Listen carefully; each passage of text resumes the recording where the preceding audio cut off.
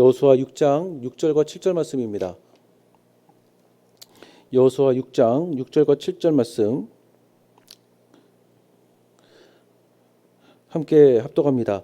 눈의 아들 여호수아가 제사장들을 불러 그들에게 이르되 너희는 언약궤를 메고 제사장 7은 양각 나팔 7을 잡고 야훼 궤 앞에서 나아가라 하고 또 백성에게 이르되 나아가서 그 성을 돌되 무정한 자들이 야훼 궤 앞에서 나아갈지니라 하니라. 아멘. 문제의 중심을 공격하라라는 제목으로 주의 말씀 함께 나누겠습니다. 가나안 땅은 여러 도시국가로 이루어져 있는 것이 특징입니다.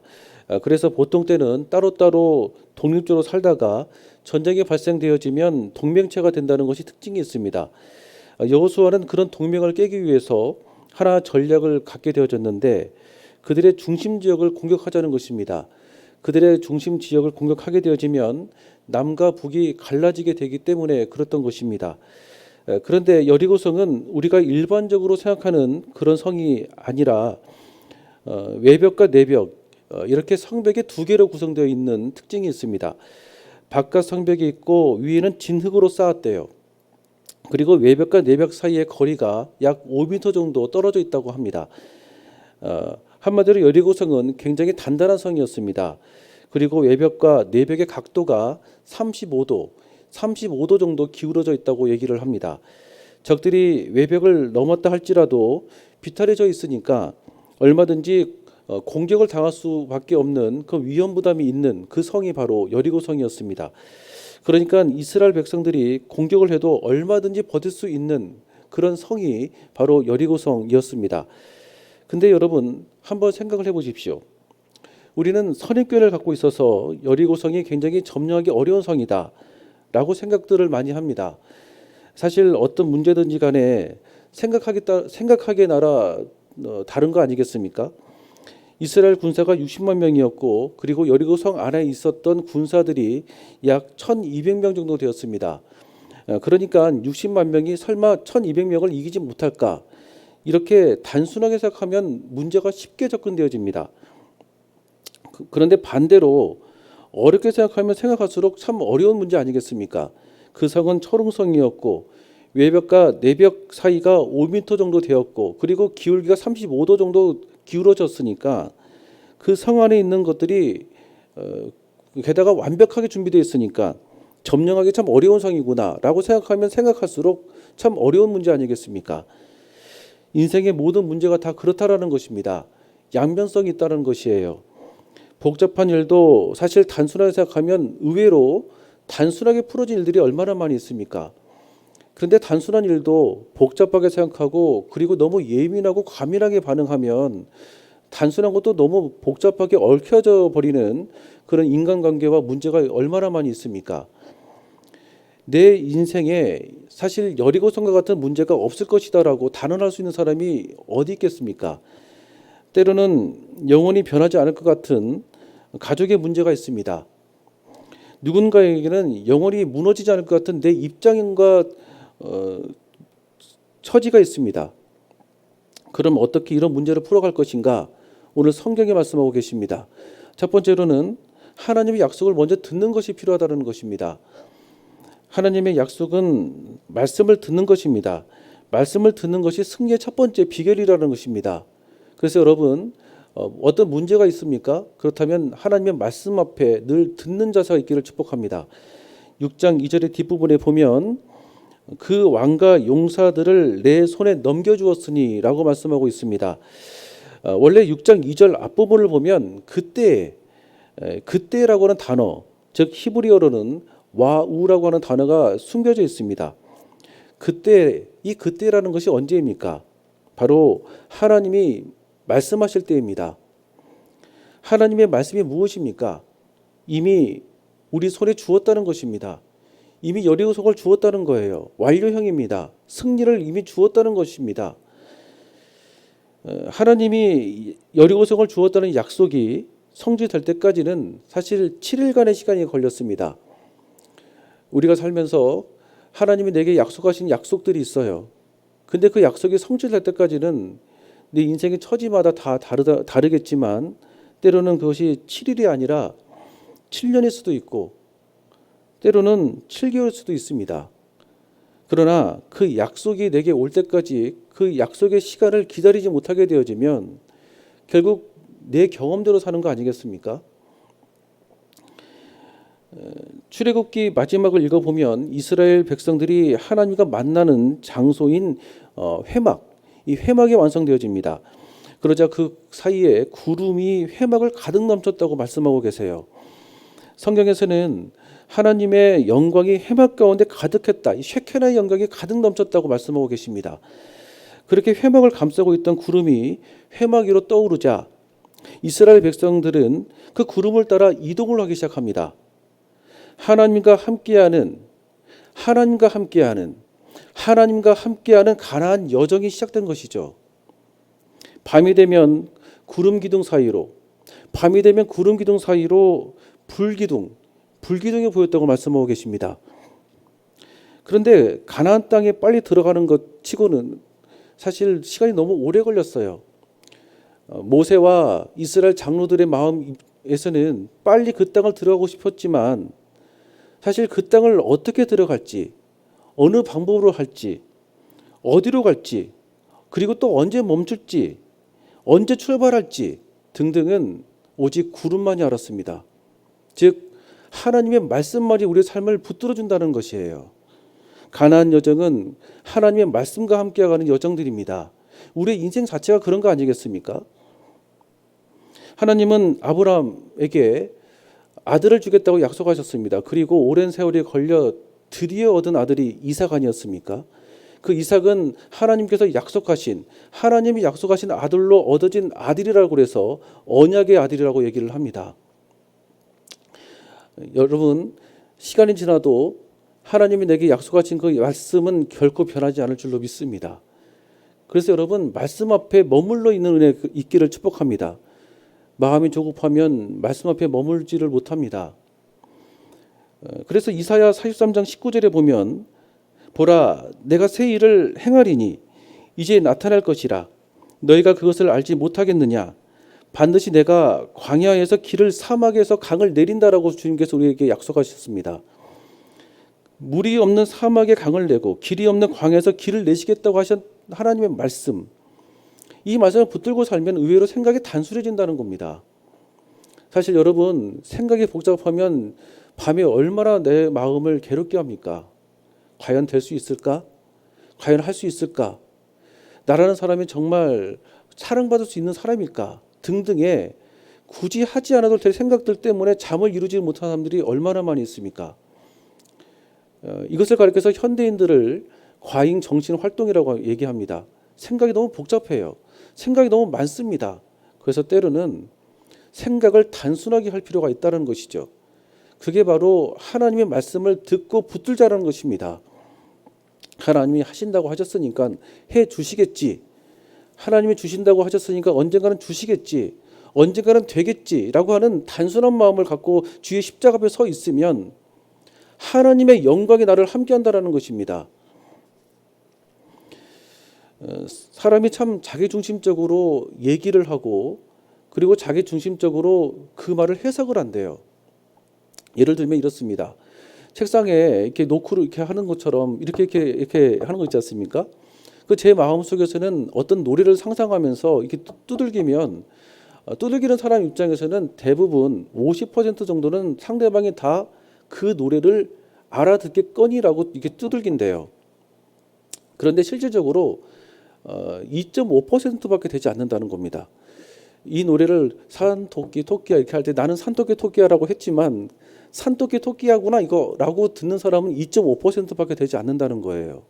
이 말은 무엇이냐면 사람마다 다 의사소통 방식이 달라서 자기 중심적으로 그것을 전달했다라고 자기는 말을 했는지는 모르겠지만 자신의 그 의견을 상대방이 정확하게 이해한 사람은 2.5%밖에 되지 않는다라는 것입니다. 그러니까 나는 그것을 전달했다라고 생각하는지 모르겠지만 사실 소통의 가장 핵심이 무엇입니까? 내 말을 상대방이 이해했느냐는 겁니다.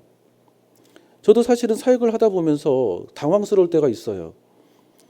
자기는 목사님한테 자기의 의사를 얘기했다라고 말을 했지만 내 입장에서는 언제 얘기했지? 하는 생각을 들 때가 있거든요. 물론 저 역시도 내 생활에 그런 부분이 없다라고 볼 수 없습니다. 중요한 것은 사람은 자기 중심적으로 얘기를 하고 해석을 하는 것에 익숙하지만 하나님은 자기 중심적으로 말씀하시는 것이 아니라 명확하게 말씀하십니다. 명확하게 말씀하시는 그 말씀 앞에 우리가 듣고 순종하면 하나님의 영광이 함께할 줄로 믿습니다. 그래서 여러분, 헷갈리게 하는 사람의 말을 의지하지 마시고 하나님의 말씀 앞에 늘 붙들고 머무를 수 있는 은혜가 있기를 주의 이름으로 축원드리겠습니다. 그래서 두 번째로는 우리는 승리의 비결이 순종이라는 것입니다. 순종. 한번 따라해 볼까요? 순종. 여리고를 무너뜨리는 방법이 합리적으로 생각해 보면 사실 비합리적으로 보입니다. 60만 명으로 하루에 한 바퀴 돌고 그것도 6일 동안 돌래요. 여기까지는 좋다 이겁니다. 그런데 마지막 7일째는 그냥 모여서 함성을 지르래요. 사실 여러분, 이런 방법이 합리적으로 보이지 않지 않습니까? 현실적인 문제를 해결할 수 있는 방법을 여겨지지가 않아요. 사실 이렇게 한다라고 해서 문제가 해결될 수 있을까? 정상적인 사람이라고 하면 생각할 수 있는 하나님의 명령입니다. 우리는 현실적인 해결 방법을 듣고자 하나님 앞에 서 있을 때가 많이 있습니다.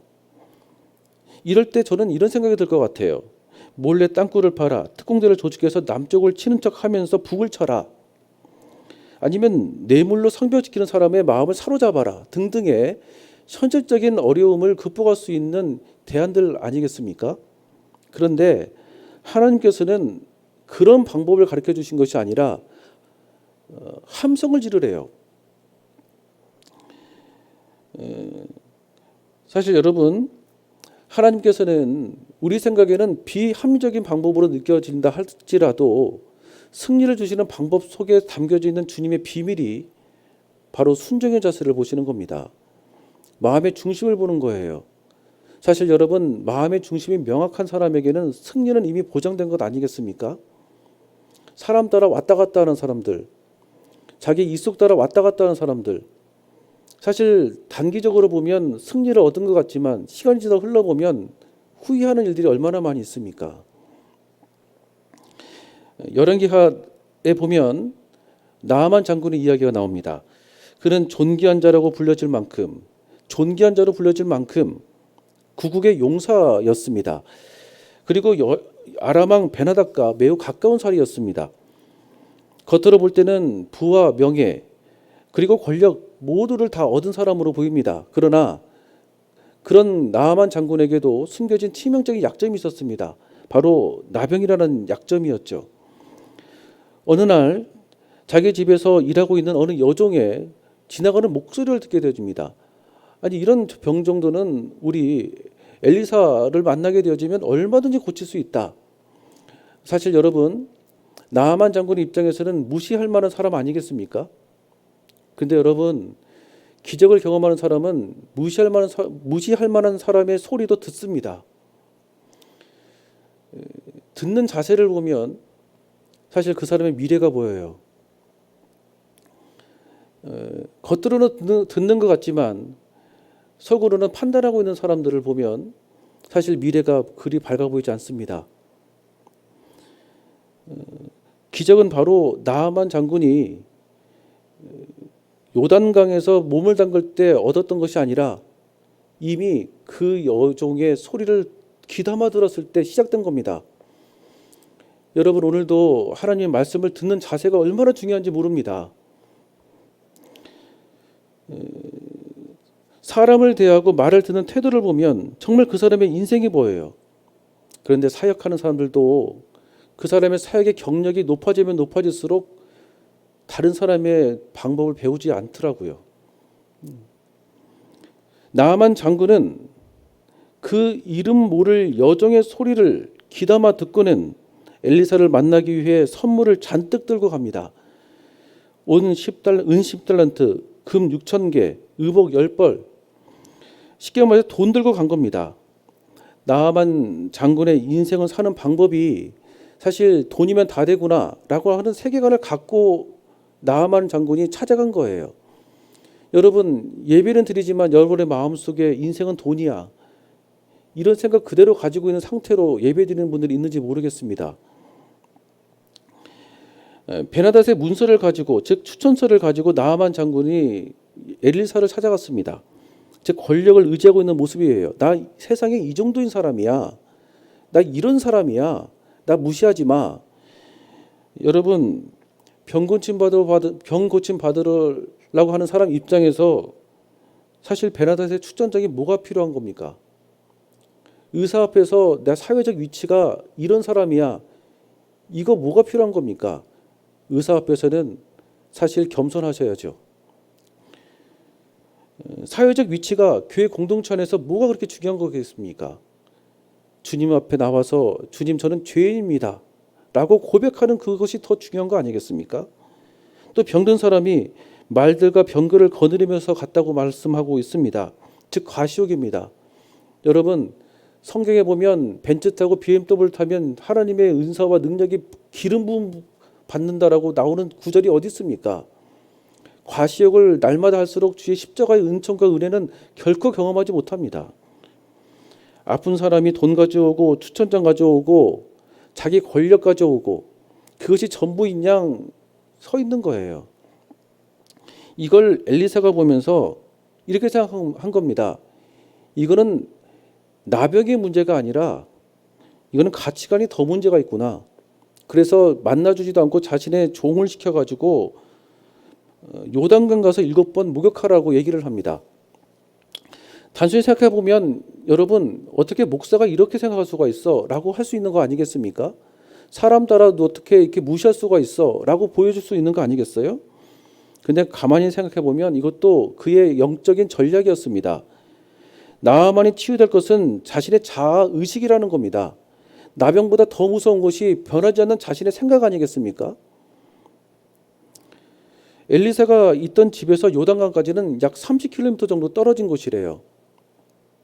그러니까 나아만 장군이 화가 나서 내 생각에는 엘리사가 나 같은 사람한테 와가지고는 얼른 하나님의 이름으로 안수할 줄 알았더니 이게 웬 말이냐, 기분 나쁘다 라고 성경에는 기록하고 있습니다. 그랬더니 나아만 장군이 그것은 철저히 자신의 교만이라고 얘기를 하고 있습니다. 우리 생각은 그냥 그대로 가지고 와서는 하나님이 내 생각을 도와달라고 기도한 사람들이 있습니다. 내가 가지고 있는 인생의 스타일은 바꾸지 않으면서 하나님이 내 스타일을 그대로 임재해달라고 기도한 사람이 있습니다. 축적된 나의 생각을 버리지도 않고 무조건 하나님의 말씀 앞에 서 있으려고 하면 하나님은 결코 내 인생에 개입하지 않으십니다. 내가 무능하고 주님의 도움 없이는 아무것도 할 수 없습니다. 하나님 내게 도움을 주십시오. 나를 도와주십시오. 내게 은혜를 베풀어 주십시오 라고 할 때 하나님의 음성이 들린다는 거예요. 6장 5절 뒷부분을 보면 그리하면 그 성벽이 무너져 내리리니 백성은 각기 앞으로 올라갈지니라. 여기서 그리하면 2절에서 말하고 있는 그때 이 와우와 같은 말입니다. 5절에 나와 있는 그리하면 이 원어에는 그때라고 말을 하고 있는데 나의 자아를 벗어버리고 순종하면 성벽이 무너진다는 겁니다. 여러분 오늘도 인생에 어려운 문제가 있는 사람들이 있는지 모르겠습니다. 문제를 극복하기 이전에 이게 과연 될까? 하나님의 말씀대로 살면 과연 이 문제가 풀어질 수 있을까? 라고 하는 생각을 내려놓고 하나님의 말씀 앞에 순종하고 살겠다라고 하는 마음의 결단과 각오를 갖고 주 앞에 서 있으면 하나님이 우리의 삶을 붙들어 줄 줄로 믿습니다. 마지막 세 번째입니다. 침묵하라는 겁니다. 짧게 하고 끝내겠습니다. 10절을 보시면 너희는 외치지 말며 너희 음성을 들리게 하지 말며 너희 입에서 아무 말도 내지 말라. 그리하다가 내가 너희에게 명령하여 외치라 하는 날이 외칠지니라 라고 말씀합니다. 여러분 때로는 말할 때도 필요하지만 때로는 침묵이 필요할 때도 있습니다. 여러분 인생에 문제가 있을 때 자꾸 옆 사람들한테 가서 이러쿵저러쿵 하는 필요가 있을 때는 해야 되는 문제겠지만 그보다 더 먼저 주의 십자가 앞에 나와 기도하는 것, 그런 은혜가 있기를 축복합니다. 영어로 겸손히 라틴어로는 후무스라고 하는데 후무스는 뜻이 토양을 비옥해 하는 분석, 분식토라고 하는 겁니다. 다른 사람을 살릴 수 있는 분식토. 제가 저번에도 잠깐 말씀을 드렸지만 제가 알고 있는 어느 여성분은 정말 이혼의 아픔을 가지고 살았던 분이셨습니다. 여성 입장에서 이혼의 아픔이 사실 환영받는 그런 기분은 아니거든요. 남자도 물론 마찬가지지만 그때는 얼마나 힘들었는지 모릅니다. 괴롭습니다. 근데 주님의 십자가에 나와서 침묵하며 기도하는 과정 중에 하나님의 마음을 경험하고, 그리고 세월이 흘러서 보니까 이혼의 아픔을 갖고 있는 그 여성은 누구보다도 눈물 뿌려 기도하는 상담자가 되었어요. 여러분, 침묵은 우리를 그렇게 성장할 수가 있습니다. 아픔이 있는 현실이 있지만 기도하는 과정 가운데 우리를 더욱더 강건하고 살리고 새로워지는 은혜가 함께할 줄로 믿습니다. 기도하겠습니다. 살아계신 하나님 아버지, 감사와 찬양 올려드립니다. 오늘도 주의 십자가 앞에 나왔습니다. 하나님, 하나님의 말씀을 붙들고 기도하며 가는 과정 속에 우리에게 은혜를 내려주시고 하나님의 말씀 앞에 머물 수 있도록 우리를 허락하여 주셔서 그 말씀을 따라가는 과정 속에 희망과 승리를 볼 수 있도록 우리를 축복하여 주옵소서. 기도하시는 간절한 기도 제목 위에 하나님의 은혜를 베풀어 주셔서 용기를 주시고 기쁨을 주시고 확신을 허락할 수 있는 귀한 시간 되게 허락하여 주옵소서. 예수님 이름으로 기도드립니다. 아멘.